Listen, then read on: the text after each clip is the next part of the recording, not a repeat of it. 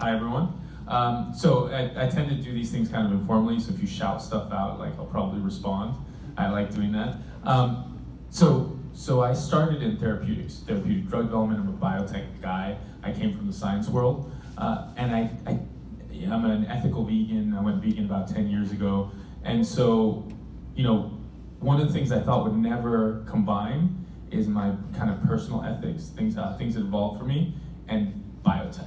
Those are two things I didn't think would ever touch in my lifetime, and it was accidental. It was totally accidental. So what ended up happening was I wanted to help scientists become entrepreneurs. I went around, I tried to raise as much money as I could.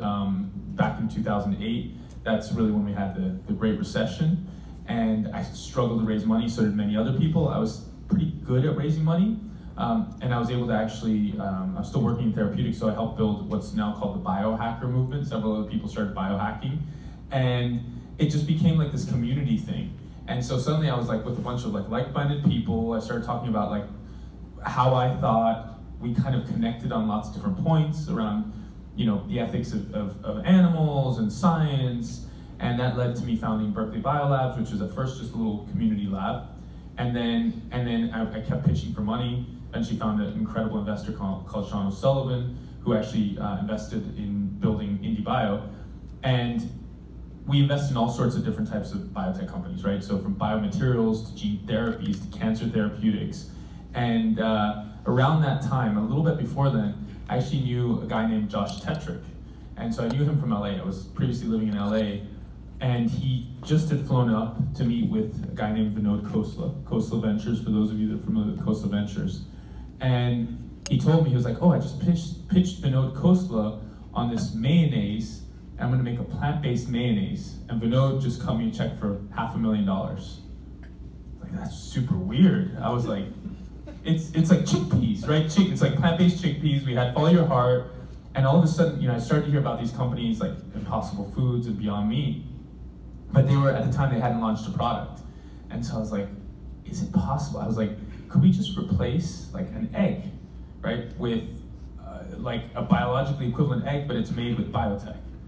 And then at the time, fortuitously, I was introduced to an entrepreneur that had been thinking exactly the same thing as we were building IndieBio.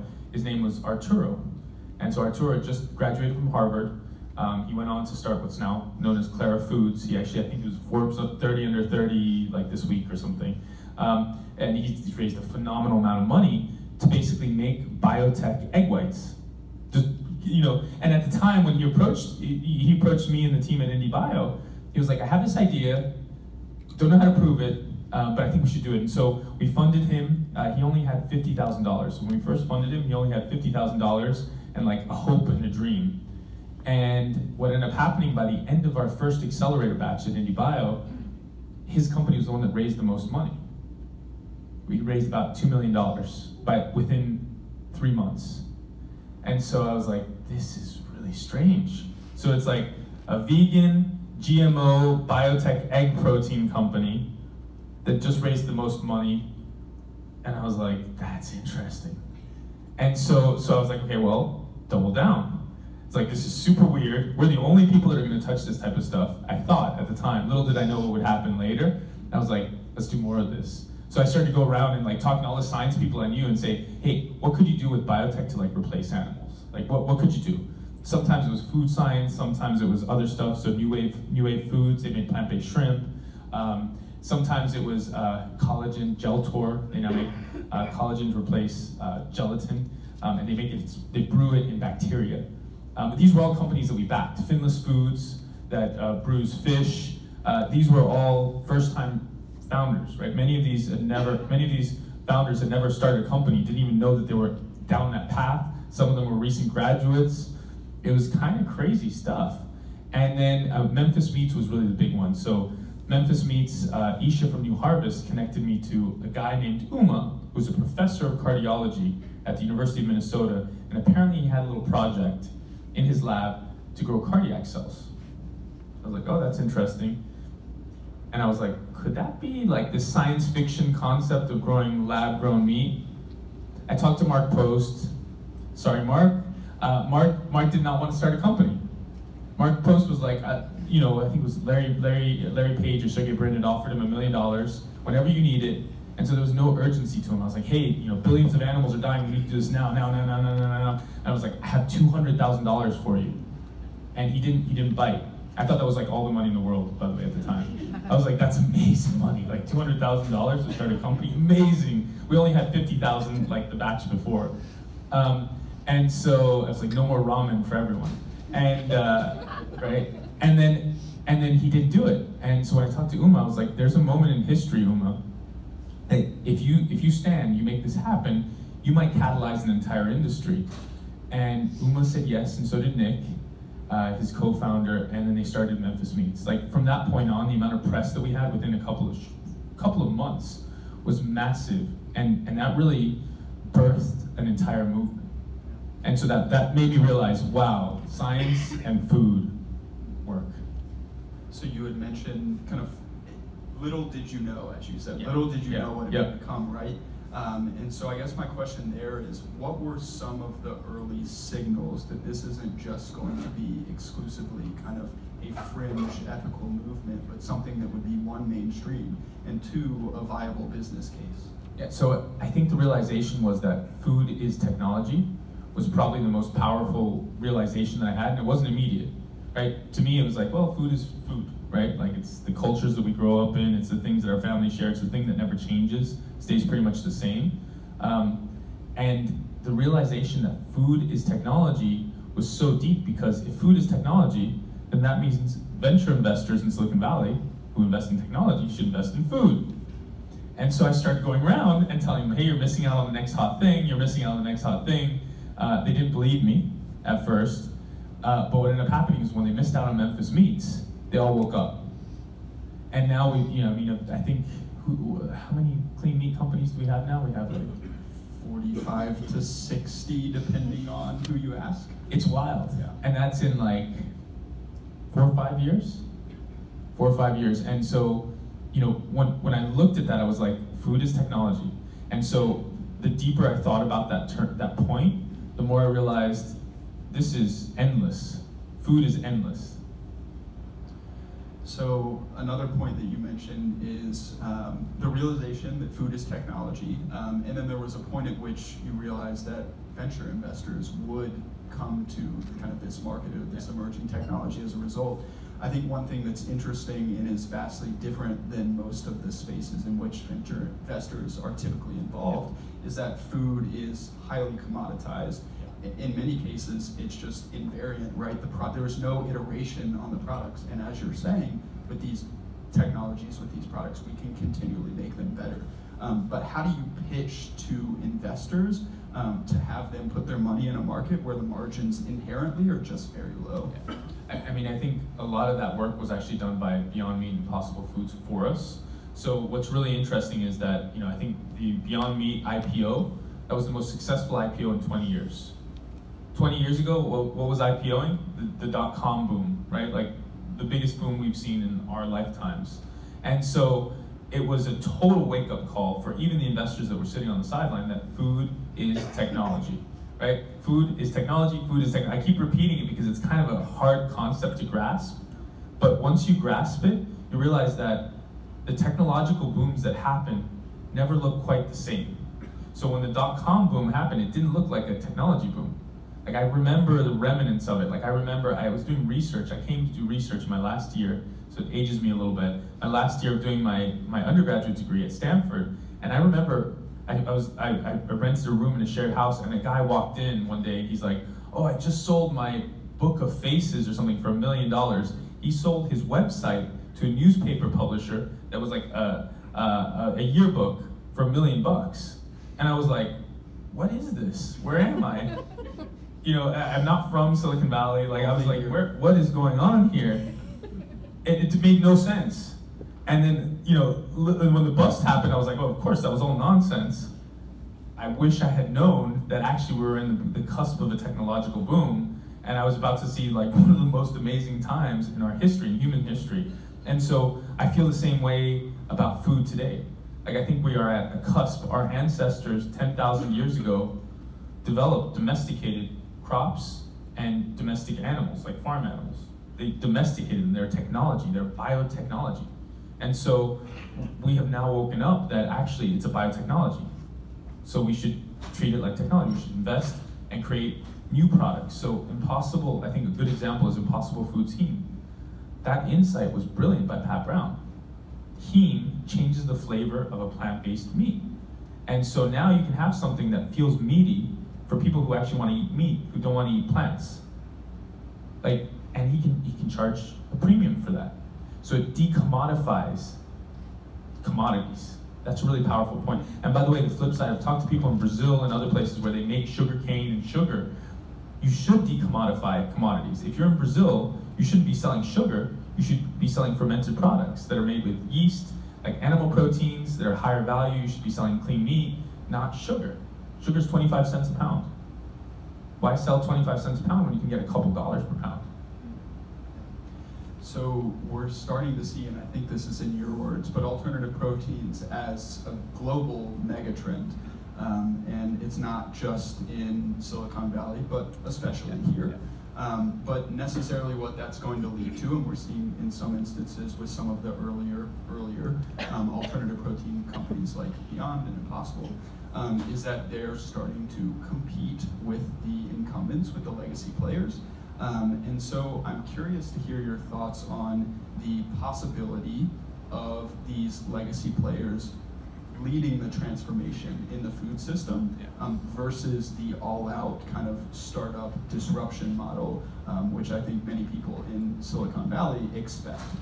Yeah, so it's the innovator's dilemma, right? So this is, obviously Clayton Christensen talked about this a lot in his book, but the reality of it is many of the things that have made these meat companies great as in businesses that make money, are the same things that are going to make it very difficult for them to shift their business model. So for me, a perfect example, and I think I've upset Tyson a lot by using them as an example, because Tyson really are trying to embrace we're a protein company, we're not a meat company. But Tyson, when they launched their Raised and Rooted line, seemed to totally not get it, right? They were literally one of the early investors in Beyond Meat. They saw Beyond Meat's meteoric rise, and they said, you know what we're going to do?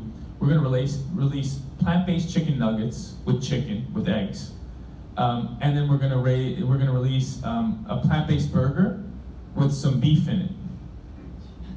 And it's like, you're not getting it. People are talking about flexitarians. What they don't mean is that you meld the two things together. It's that people are eating less meat and they're alternating on like the meat consumption. When you talk to flexitarians, which are the majority of the market, not vegans or vegetarians, but flexitarians, like they want to eat less meat. And so when they're eating not meat, they want to eat not meat. And when they're eating meat, they actually want to eat their meat. They want a nice steak. They want a nice, something that they know is really meaty and delicious, and they go to that. And they want a nice slice of bacon sometimes. Like, that's what they're doing. They're not going for these weird melded products. And this is an example of the disease that afflicts large companies. They can't pivot, they can't move, they're too structured. So let's take another example of a legacy player, Dean Foods. So Dean Foods was one of the largest dairy companies in the world, I think the largest dairy company in the United States. And from what we've seen, there are many reasons why they recently filed Chapter 11. But I'm curious to hear what role did alternative proteins, milk alternatives play in Dean's demise? Yeah, I think this one's an easy and fun one, to be honest. And sorry, Dean, rest in peace. Not so sorry. So just like the loomers of the past, right? There's a reason they call Luddites. They fought the looms, the automation of making materials and textiles. They lost. So every time we try and fight technological adoption, the Luddites will always lose. That's my rule. That's my rule of thumb. The Luddites will always lose. They may lose in a year, they may lose in 10 years, but they'll always lose. The Luddites in this case are those that want to use outdated technology, which is a dairy cow, right? Very inefficient, cruel, unsustainable, all that sort of stuff. Dean Foods did not want to change. The reality of the writing was on the wall for Dean Foods. Dairy, the writing is very clearly on the wall. 15% of the market for dairy is now plant-based, which for a low-margin business, especially dairy holds on by like a couple of percentage point of profit. You take away that profit, you kill them, right? Yeah, so I think I agree with that in principle. I do see, I guess maybe to us, troubling signals in the market for dairy. So liquid milk, for sure, over the past decade has been declining in terms of its consumption, undoubtedly. Yeah. But what we see is a concurrent and drastic rise in terms of the consumption of cheese and butter and Yep. ice cream as well. Yep. And so I agree with you that I think if they're not possibly willing to change the underlying technology, that's a huge risk. But I think there are other aspects of the market where, and I think this gets into the conversation of white space as well, Yeah. right? If we see this concurrent rise in alternatives to dairy, not plant-based, but butters and Biotech. Yeah. cheese. And so there are companies, of course, like Eclipse, who are addressing these problems. I'm curious to hear your thoughts on. Yeah, I mean, Eclipse is a great example of a plant-based alternative, but if you look at like Perfect Day recently announced they're doing milk fat, right? That's a really interesting example. That's a biotech product. And so like, for me, I'm a technological optimist. And so I look at technology and biotechnology and I'm like, okay, well, if biology can make it, we can make it, right? That means everything that's currently available. I'll give you one example. So actual milk, right? There's actually a company that just recently came out, Turtle Tree Labs. They take mammary cells and then they basically make them make milk. And they make milk. Actual milk, not milk proteins, like milk. It's not perfect, needs work. The reality of it is there's gonna be not just one company like that. There's gonna be like, just like we saw with clean meat, there's gonna be like 50 companies like that. And I think it's interesting as well, and I will go back to Eclipse, but one thing that's fantastic about their product and their strategy is, right, they can essentially plug their product into the existing supply chain. So maybe the underlying technology is going to look very different, but possibly the manufacturing and definitely the distribution networks look the exact same. And so it's less maybe of a Herculean effort for these companies once they get the underlying technology right. And Blake, I just wanted to add one point to that. Everyone should read this report if they haven't. It's a free report called Rethink X. If you haven't heard of it, like, you should definitely read it. Rethink X talks exactly about this. So it was released a couple months ago, and then we saw the bankruptcy of Dean Foods. It was literally predicting the bankruptcy of these types of cattle industries, called Disrupting the Cow.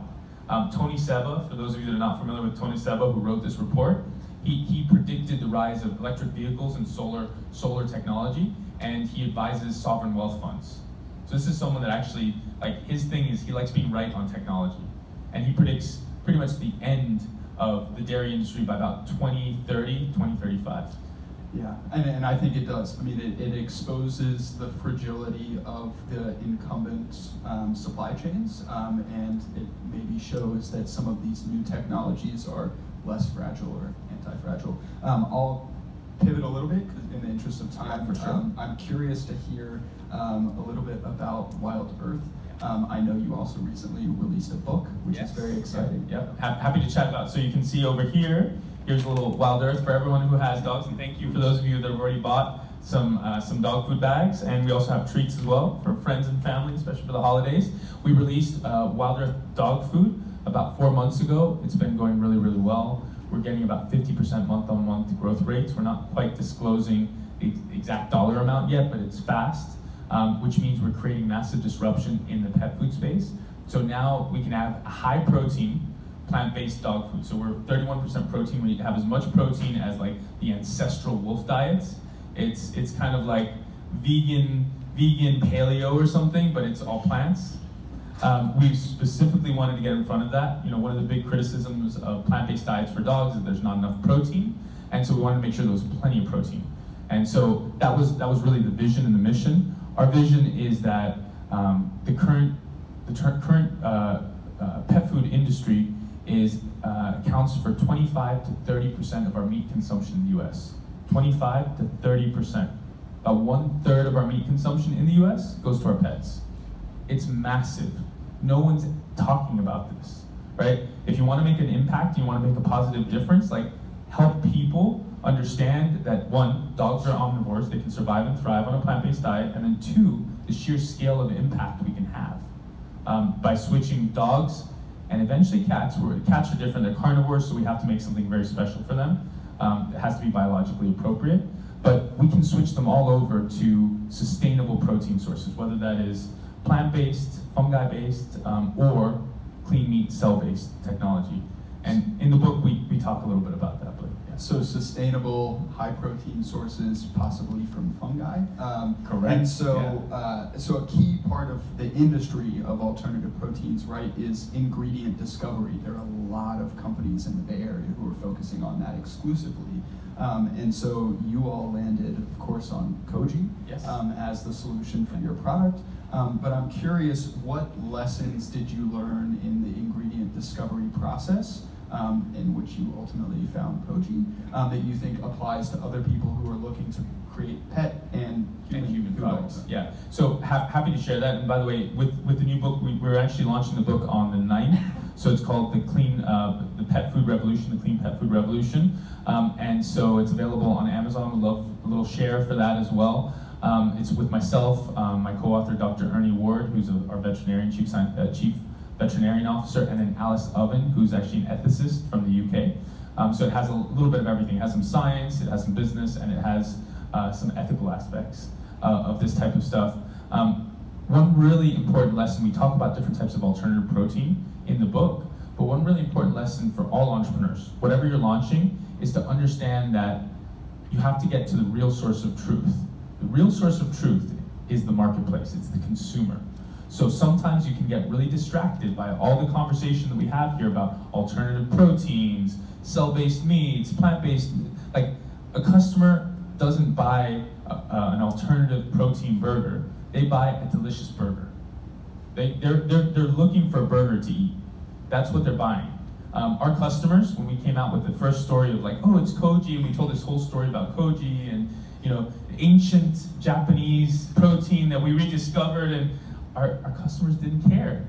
They just wanted something clean and good for their pets.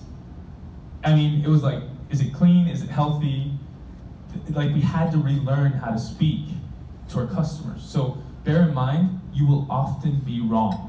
You will make assumptions about the marketplace that will be wrong. And so the quickest you can get your product onto the marketplace and test it, even conceptually, is the sooner you're going to be able to create those feedback loops to make a better and better product. You need to get to the marketplace as quickly as possible and find out if it's nonsense. Find out if people don't care about what you're offering, and then pivot. Create something different. Do something that people care about. So I predict, and I've already seen this, Blake, that I've talked to a lot of people about clean meat, cell-based meat. I think, what's the word that we're using now for cell-based meat? Cultivated? Cultivated meat.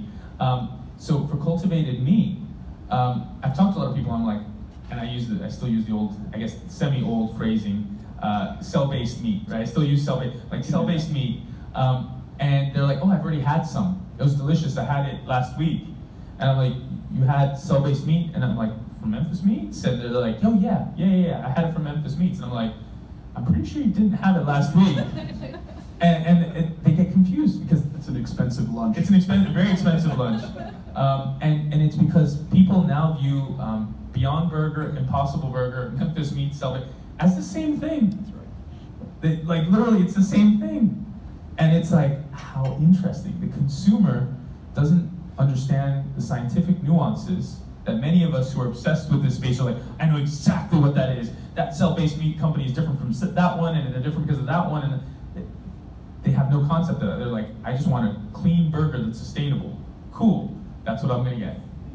Yeah, so finding truth, it's not a matter of picking your technology route, it's no. Truth is the market, right? And sometimes you don't know what the market actually thinks. And I mean, we're still doing that. So at Wild Earth, we still talk, like, my email address is ryan@wildearth.com on purpose. Our customers email me all the time.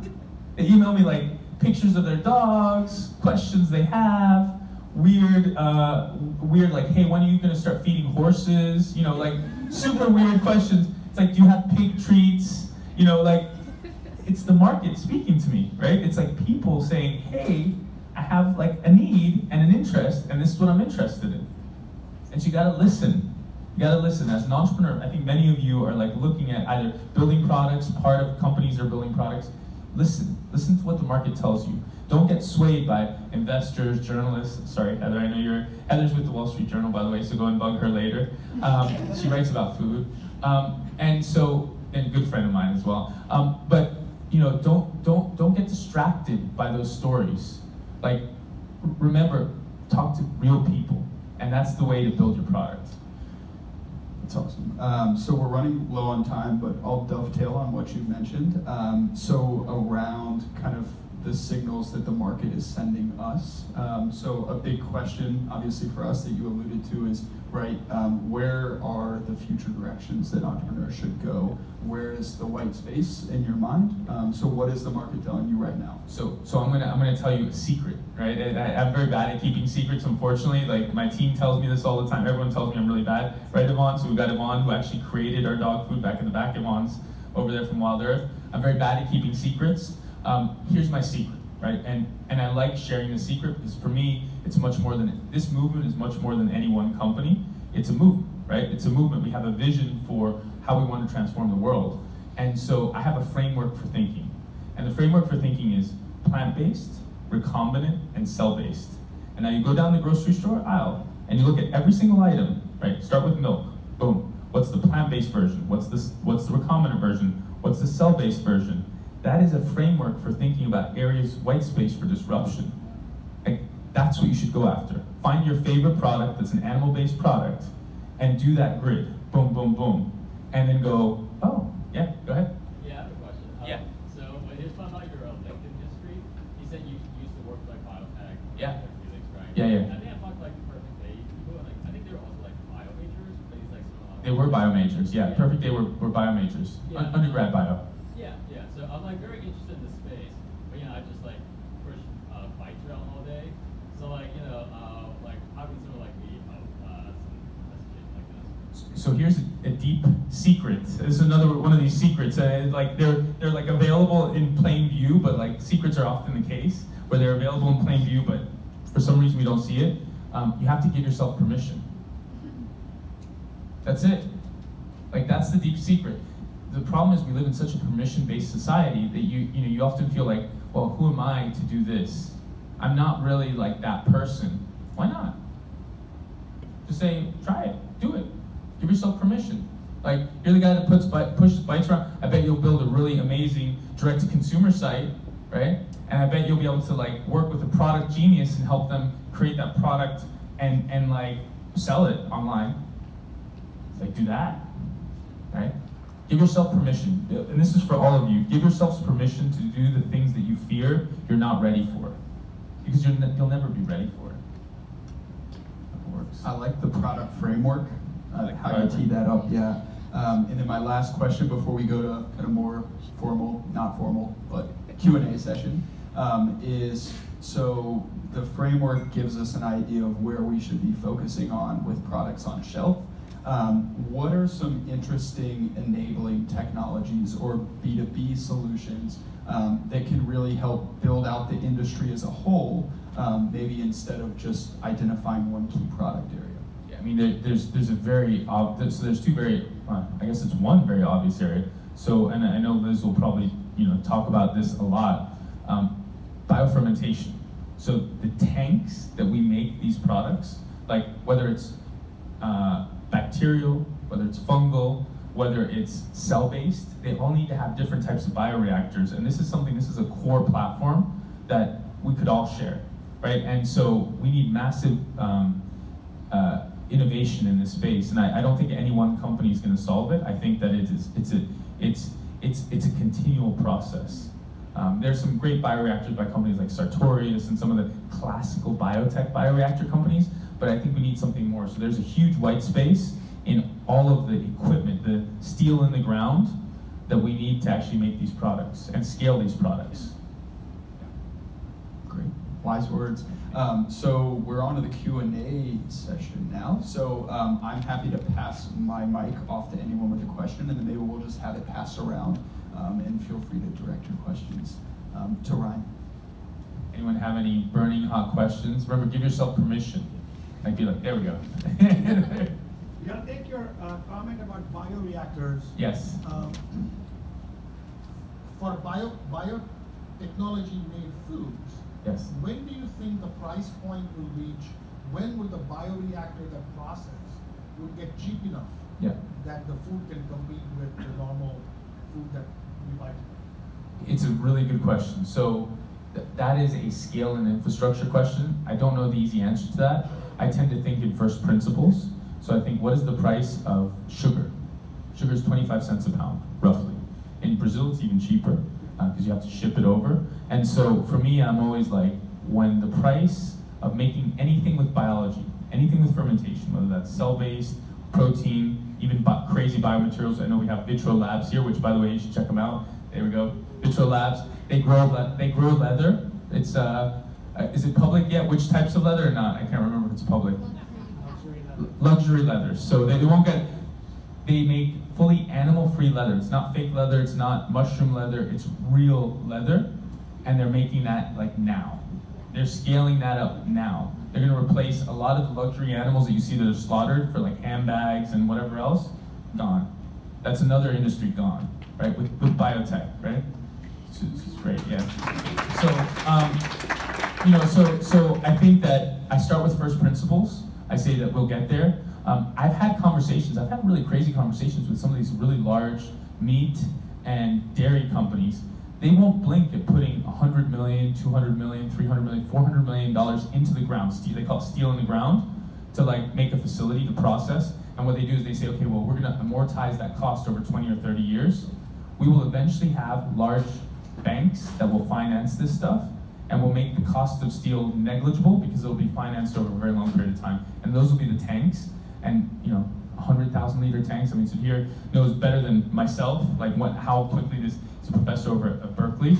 How long this is going to take, I don't know, right? I don't know how long it'll take, but I know that first principles, we're not that far off from the efficiency of biology of converting sugar into something, right? Whether it's protein, whether it's leather, whether it's meat, we're not that far off. We're, a couple dollars is not a reasonable target because it's 25 cents a pound. So if I want 1 pound of something and I have a conversion efficiency of like 50%, that's 50 cents. If I have a conversion efficiency of 25%, it's like $1, right? And then you have to add in tank time and labor. Actually, labor is actually the most expensive thing. With Wild Earth, our biggest expense when we do tank time, when we do tank runs, is people. Not the steel and not the sugar. And the people cost goes down when the scale goes down. Exactly. So we just have to get to scale. And the reality of it is the entire infrastructure for scaling these, and I know Liz has probably done some analysis on this, but the entire infrastructure is super dated. A lot of it came from the clean fuel industry that went bust, right? And so like the biggest facility for making fermented products is down in Mexico. It was built in the 1960s. Like ancient, archaic. That's gonna change. I got one for you. Okay. You had said that food is culture, Mhm. and that is correct pretty much all around the world. All around the world. And everyone here knows that food is now technology. Yeah. How do you convince everyone else that food is now technology? Because if you go to Portugal, every celebration is a pig roast. Yep. Convincing them is going to be extremely hard.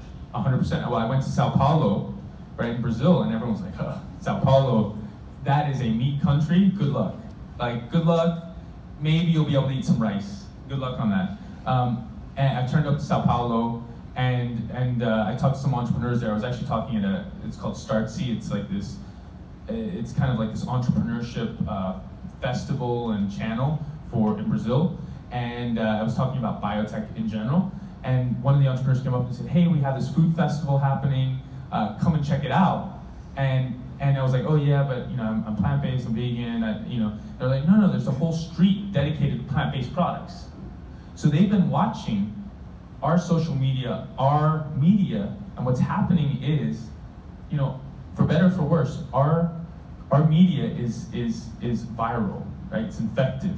And so people see celebrities in the US going plant-based, going vegan, watching Game Changers, and they want to do that too. And so in Brazil now, what's changed only in the last couple of years is that the new cool is not being on Instagram or TikTok, in the club, having a great time, drinking, smoke. It's like in the gym doing yoga early in the morning and looking great, looking radiant and looking healthy and vibrant. And so they want plant-based foods, they want some Beyond. Like for a long time, Brazil didn't have a Beyond. They actually funded a company called Futuro Burger. I don't know if you're familiar with Futuro Burger. Futuro Burger is like the Beyond Meat, and the Brazilians say it tastes better than the Beyond Burger. Like what we need is to inspire people to change and to create these technologies, food as technologies. We just need to light the fire under entrepreneurs, entrepreneurial people, give them permission to go and innovate, and they will, because they see the opportunity to make money, and that's a very powerful drive, and not a perfect drive, because money has also created some of the most horrible things on this planet, but it can also create some really incredible things too. Great. I think we have time for maybe 2 more questions. Hi. So my question is, why is this happening now instead of 20 years ago or 20 years later? What are the conditions that are bringing it at this point in time?